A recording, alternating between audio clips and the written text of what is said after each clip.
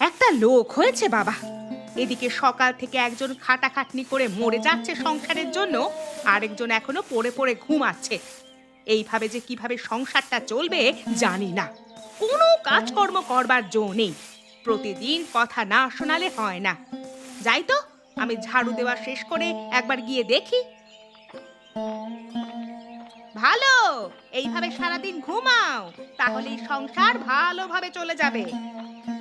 আরে গিন্নি, তুমি কাজ করিয়ে যাও না, এভাবে সকালবেলায় কানের কাছে চিৎকার করছো কেন? চিৎকার না করলে তো কানে কথা যায় না, তাই না? কেন, আমি কি কানে কালা নাকি যে কথা কানে যাবে না? এখন শান্তি করে ঘুমাতে দাও। এই শীতের সকালবেলাটায় ঘুম মোক্ষম হয়, বুঝলে? হ্যাঁ হ্যাঁ, তুমি ঘুমাও, আর আমি এদিকে খাটাখাটনি করে মরি। এইভাবে চলতে থাকলে কিন্তু আমি বাড়ি ছেড়ে চলে যাব। কোথায় যাবি? তোমার কোন আত্মীয় তোমাকে রাখবি? কেউ রাখবে না জানি তো, সেই কারণেই এই ঘর ছেড়ে তো যেতে পারি না। আমি জানি না আমার ভাগ্যে কি আছে। গিন্নি, সকালবেলায় বিরক্ত করো না। আমার সকালবেলায় শুধু শুধু কথা শুনতে ভালো লাগে না, বুঝলে? বলে তোমার লজ্জা লাগে না গো? গ্রামের কোনো পুরুষ মানুষ এইভাবে ঘুমিয়ে ঘুমিয়ে জীবন কাটায়? কে কিভাবে জীবন কাটায় আমি জানি না। আমি এভাবে জীবন কাটাতে ভালোবাসি। কে কি করে আমার দেখবার দরকার নেই। বেশ বেশ, তুমি ঘুমাও। দেখি দেখি তুমি ঘুমিয়ে ঘুমিয়ে কিভাবে রাজা হও। আমি চললাম। বেশি দূরে যেও না গিন্নি। এই সকালবেলায় লেপে তলা থেকে বেরোতে মন চায় না। হেঁটে হেঁটে তোমাকে আনতে যেতে পারবো না। উফ, জ্বলে গেলাম। কি করছো বাবা? গ্রামে তো শীত ভালোই পড়েছে, রোদে গা লাগিয়ে বসে থাকতে ভালোই লাগছে বলো। আরে বাবা পলাশ, তুই যে আসবি আমি বুঝতে পারিনি।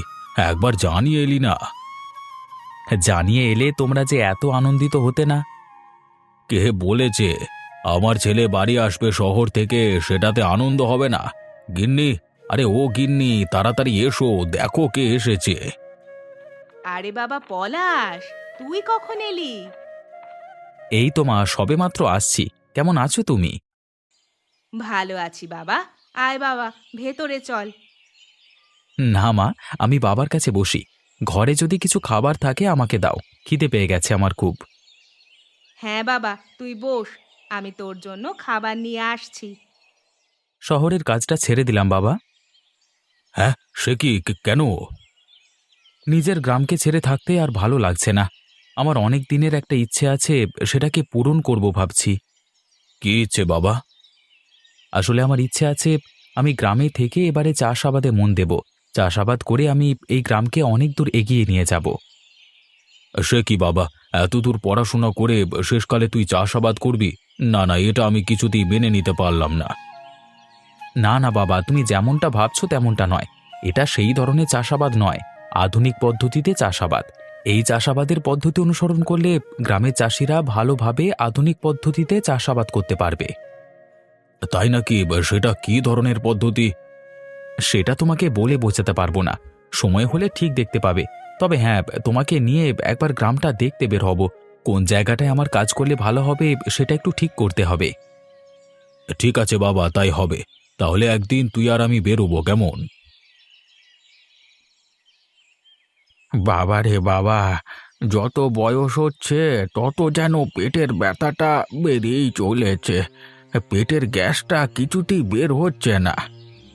এই ওষুধটা খেয়ে নাও বাবা, তাহলে দেখবে তোমার পেটের ব্যথাটা কমে যাবে। এইসব ওষুধ খেয়ে আমার কোনো সুবিধে হবে না রে মা। ওষুধগুলো খেয়ে আমার একদম সহ্য হয় না। না বাবা, ওষুধ না খেলে তোমার পেটের গ্যাসটা কোনো দিনই কাটবে না। সারাক্ষণ তোমার শরীরে অস্বস্তি হবে। তুই বুঝতে পারছিস না রে মা, আমাদের সময় আমরা কত কি খেতাম, কিন্তু কোনোদিন এত গ্যাস হতো না। এখনকার খাবারই যেন অন্য রকম। খাবারের উপর দোষারোপ করে কি হবে বাবা? তোমার যত বয়স হচ্ছে হজম শক্তি মনে হয় কমে যাচ্ছে। আমাদের কাছে এত পয়সাও নেই যে তোমাকে একটা ভালো ডাক্তার দেখাবো। সে দোষ কি তোর মা? আমি তো কোনোদিন ভাবতে পারিনি যে আমি এই পরিস্থিতির মধ্যে পড়ব। সারা জীবনে কোনোদিন রোগ অসুখ হলে আমি দমে যাইনি, আর আজকে সামান্য পেটের গ্যাস, মনে হচ্ছে সব সময় যেন আটকেই আছে। দিন যত বদলাচ্ছে রোগ জীবাণুর প্রকোপ তত বাড়ছে, তাই জন্যই মানুষের শরীর আগের তুলনায় অনেকটা বেশি খারাপ করে যাচ্ছে। হ্যাঁ রে মা, জানি না এভাবে আর কতদিন বাঁচবো। মরে গেলে তোর ঘাড় থেকে একটা বোঝা অন্তত নামবে। তুমি এসব আজে বাজে কথা এখন বলো না বাবা, ওষুধটা খেয়ে নাও। আরে গোপালদা, কাজ করছো নাকি? আরে ভাই নগেন, কাজ করছি। তা তোর কি খবর? আমি এইমাত্র ঘুম থেকে উঠে এলাম। সে কি রে, তুই এত ঘুম রাখিস কোথায়? সকাল থেকে আমাদের খেটে খেটে কোমর টাটিয়ে যাচ্ছে, আর তুই এখনো ঘুমিয়ে চলেছিস? এটাই ভাগ্য দাদা, কেউ খাটাখাটনি করে মরে, কেউ ঘুমিয়ে ঘুমিয়ে জীবন কাটায়। আচ্ছা, যাই হোক, তার জন্য তো তুই নিশ্চয়ই বউয়ের কাছে প্রতিদিন ঝাঁটা পেটা খাস বলে শুনেছি। ঝাঁটা পেটা নয়, মাঝে মাঝে একটু আধটু কথা শুনি। তা দাদা, ধান কবে জমি থেকে তুলবে? এই তো এবার তুলবো। আচ্ছা, একটা কথা বলি শোন, তোর তো এখন কোনো কাজ নেই? না না, সেরকম কোনো কাজ নেই। আচ্ছা, তাহলে তুই তো আমার এখানে কাজ করতে পারিস। তাহলে তো তোর বউয়ের কথা শুনতে হয় না। হ্যাঁ, সেটা করলে হয়, তবে আমাকে টাকা দেবে তো? এই টাকা ছাড়া তুই কি ফ্রিতে কাজ করবি? হ্যাঁ। তাহলে ঠিক আছে, তোমার এখানে কাজ করে টাকা নিয়ে গিয়ে বউয়ের হাতে দিলে বউ নিশ্চয়ই খুব খুশি হবে। আরে টাকার কথা বাদ দে, তুই যদি খাটাখাটনি করিস তাহলে তো তোর শরীরের পক্ষে ভালো হবে। হ্যাঁ দাদা, শুয়ে বসে থেকে থেকে শরীরটা কেমন যেন ক্লান্ত ক্লান্ত লাগছে, সব সময় মনে হচ্ছে ঝিমুনি আসছে। যাই হোক, এখন যদি কাজ করতে চাস তাহলে আমার সঙ্গে আয়। না দাদা, তুমি কাজ করো, আজকে আমি বসে বসে দেখি, আমার দেখতে ভালো লাগছে। আহা, সত্যি গ্রামের এই স্নিগ্ধ শান্ত পরিবেশ খুব ভালো লাগে আমার। এত সুন্দর পরিবেশ আমি সত্যিই শহরে থেকে খুব মিস করতাম। গ্রামের দিকে যানবাহনের ধোঁয়া এসব অনেক কম, তাই জন্য আকাশ বাতাস সব পরিষ্কার থাকে। হ্যাঁ বাবা, ঠিকই বলেছ। আর কতক্ষণ হাঁটবো? তোমার সেই জমি এখনো এলো না? এই তো চলে এসেছি। আর দেখ তো বাপ, এই জায়গাটা তোর কাজের পক্ষে উপযুক্ত হবে কিনা। হ্যাঁ, এই জায়গাটা ঠিক আছে, এইখানেই ঘরটা তৈরি করতে হবে। ঘর তৈরি করবি? কেন, ঘর তৈরি করে আবার কি হবে?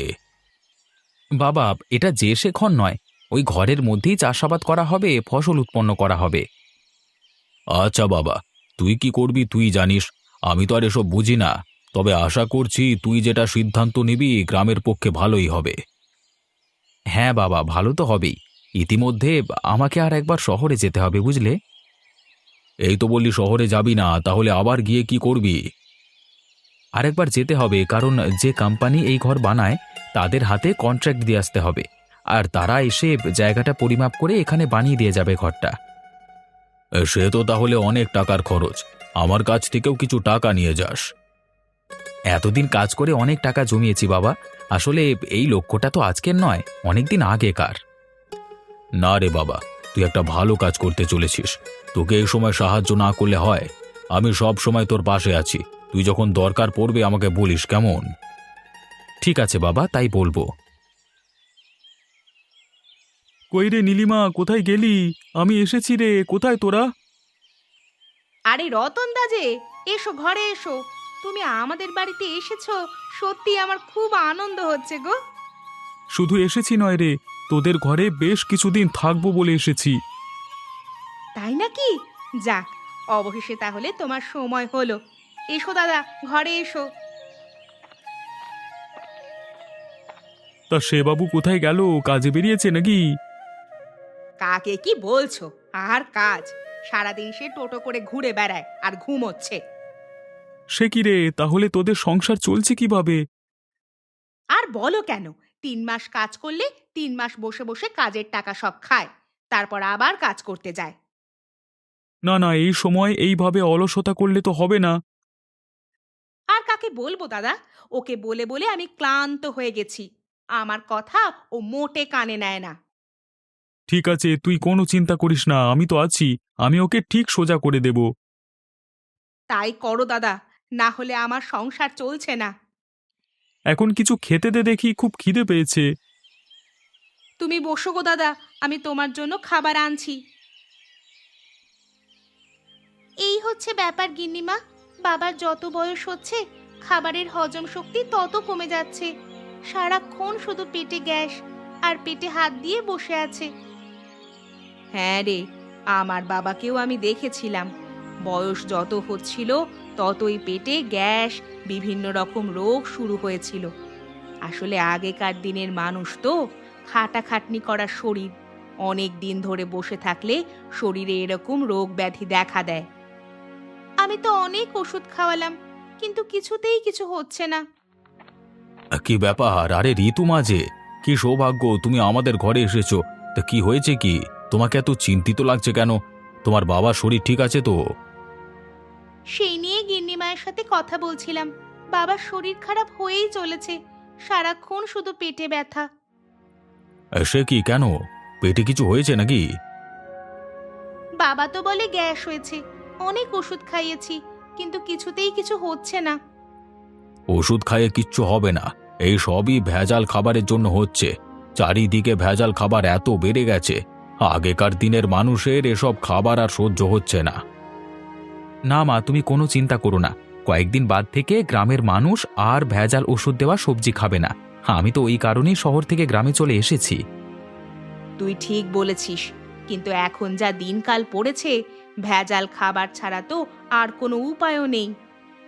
হ্যাঁ, পলাশ যখন কথা দিয়েছে তখন নিশ্চয়ই ও কিছু না কিছু করবে। সেই সবজি খেলে কি বাবার শরীর ঠিক হয়ে যাবে? 100 বার হবে। আমি যে সবজি ফসল চাষ করতে চলেছি তাতে কোনো রকম কীটনাশক থাকবে না, অতএব শরীরে কোনো নকারাত্মক প্রভাব দেখা দেবে না। আপনি কবে থেকে শুরু করেছেন এই চাষ? কিছুদিন পর থেকেই। নগেন ভাই, উঠে পড়ো, চলো, কাজ আছে আমাদের। আরে দাদা, আমি এত সকাল করে উঠি না, আমি একটু পরে উঠব। আপনার কি কাজ আছে আপনি একটু পরে করবেন। আরে না না ভাই, বেশি দেরি করলে হবে না, তাড়াতাড়ি উঠে এই কাজটা করতে হবে, না হলে অসুবিধে আছে। আরে কি এমন কাজ যে এত সাত সকালে করতে হবে? তা নাহলে হবে না। আগে বাইরে চলো, তারপর বলছি। প্রচুর ঠান্ডা করছে তো, ওতে তো বাইরে যেতে মন যাচ্ছে না। ওই বাবা, না গেলে তুমি দেখতে পাবে না যে আমি কি কাজ করছি। আচ্ছা চলো তবে। হ্যাঁ বলো দাদা, এখন কি কাজ আছে?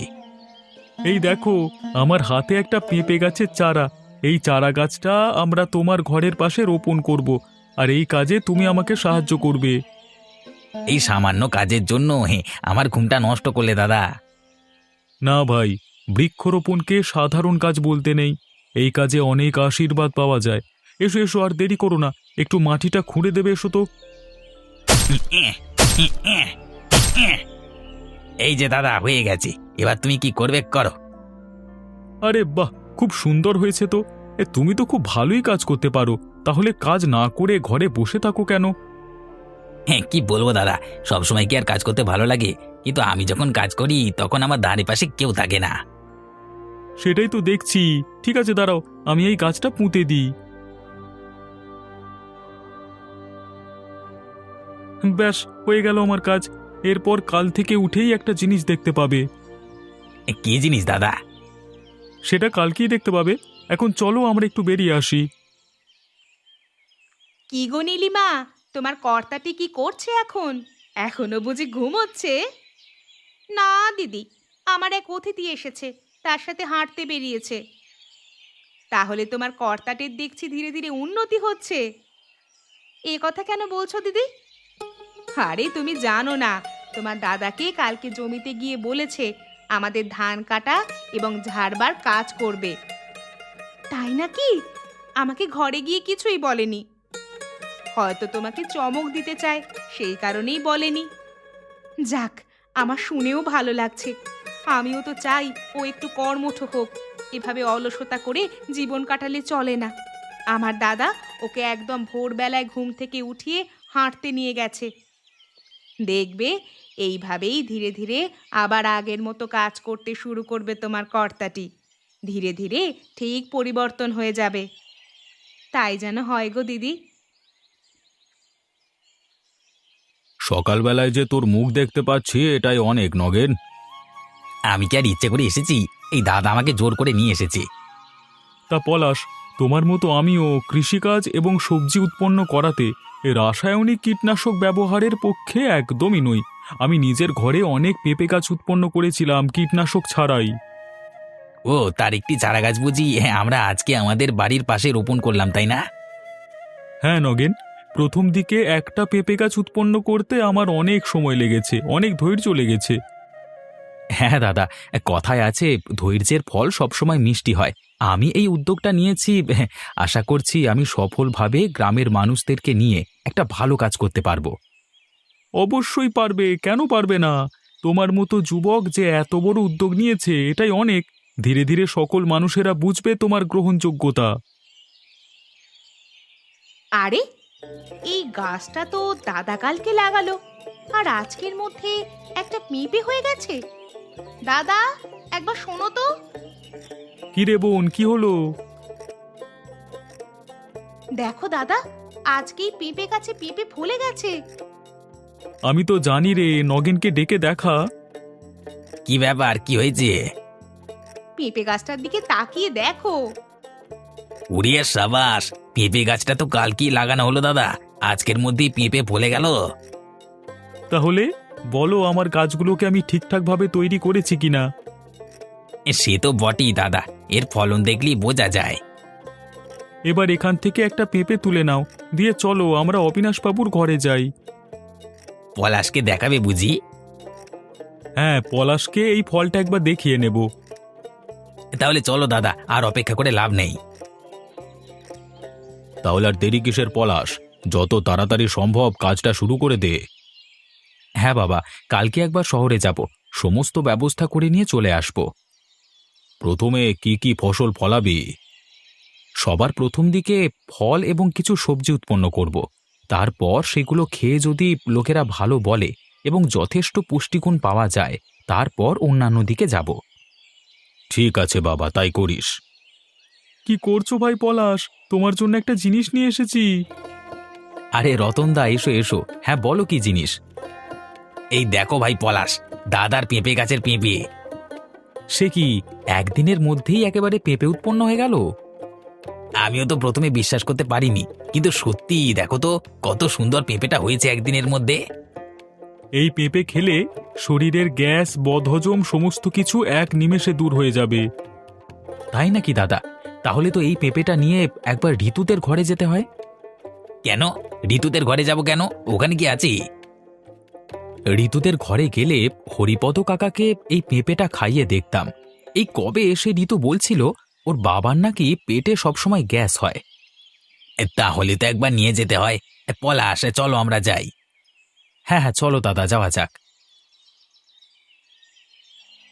কিছু খেয়েই কিছু হচ্ছে না রে মা, কি করে যে এই অসুখ সারবে বুঝতে পারছি না। আমিও বুঝতে পারছি না, সবকিছুই তো খাওয়ানো হলো তোমাকে, কিন্তু কিছুতেই তোমার এই পেটের যন্ত্রণা যাচ্ছে না। কি হচ্ছে কে জানে। কই রে ঋতু, একবার বেরিয়ে আয় তো, তোর সাথে একটু দরকার আছে। আরে, তোমরা এসেছো?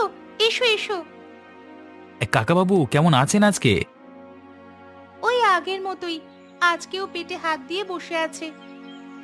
আচ্ছা, একটা কাজ করো তো, এই পেঁপেটা কেটে কাকাকে একবার খাইয়ে দেখো তো। এই পেঁপে খাওয়ালে কি হবে? ওরে, প্রশ্ন পরে করিস, আগে যেটা বলছে সেটা কর না। আচ্ছা ঠিক আছে, করছি। বেশ, আমরা বাইরে দাঁড়াচ্ছি। আরে আরে, এ কি হলো? কি হলো বাবা, তোমার কি কিছু অসুবিধা হচ্ছে? আরে মা, আমার পেটের যন্ত্রণা একদম কমে গেল।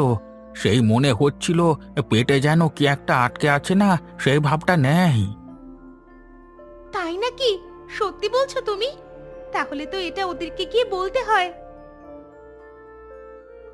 একদম কমে গেছে। কি হলো, কি কমে গেছে? বাবার পেটের যন্ত্রণা একদম কমে গেছে এই পেঁপেটা খেয়ে। এটা কি জাদুর পেঁপে ছিল?